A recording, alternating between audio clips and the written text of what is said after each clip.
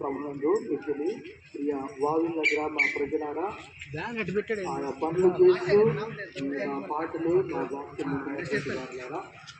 ఈ సాయంకాలము మా సంతోషానికి గల కారణం ఏంటంటే మేము కూడా ఒకనప్పుడు భయంకరమైనటువంటి పాపంలో శాపంలో ఉన్నాము. ఆయన వాళ్ళు దర్శించి మరి మా జీవితాల్లో చేసే మంచి కార్యాలను బట్టి ఆ సంతోషం మీతో పంచుకుంటున్నాము. మీ జీవితాల్లో ప్రతి సమస్యకు వేసే పరిష్కారం. ఒంటరితనంతో బాధపడుతున్నారా? ఆర్థిక సమస్యలతో బాధపడుతున్నారా? దీర్ఘకాల వ్యాధులతో బాధపడుతున్నారా?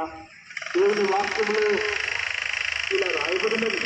మత్తయి సువార్త 4:23-24 యేసు వారి సమాజ మందిరంలో బోధించే దేవుని రాజ్యంలో గురించిన సువార్తను ప్రకటించే ప్రజల్లోని ప్రతి వ్యాధిని ప్రతి రోగమును ఆయన స్వస్థపరుచుతూ గలిలయలో సంచరించిన ఆయన గురించి దునియా దేశమంతటా వ్యాపించినది.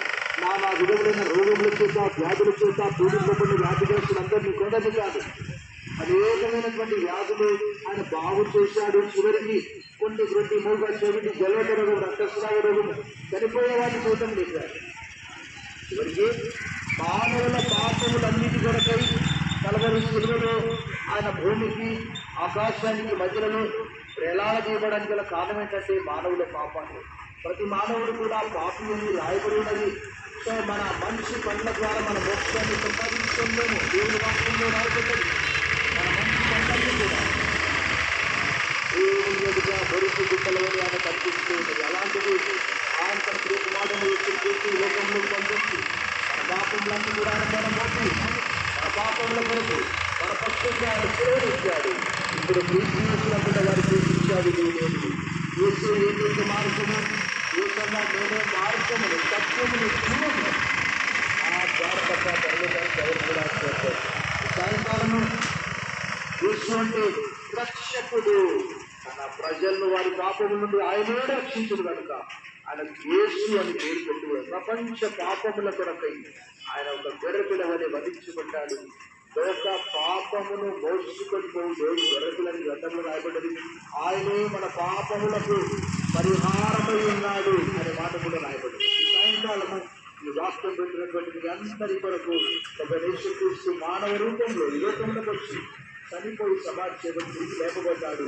ఇప్పుడు మనందరి కొరకు పరలోకంలో విజ్ఞాపన చేస్తున్నాడు. దేవుడు ఈ గ్రామ ప్రజలను ఆశీర్వదించుగాక.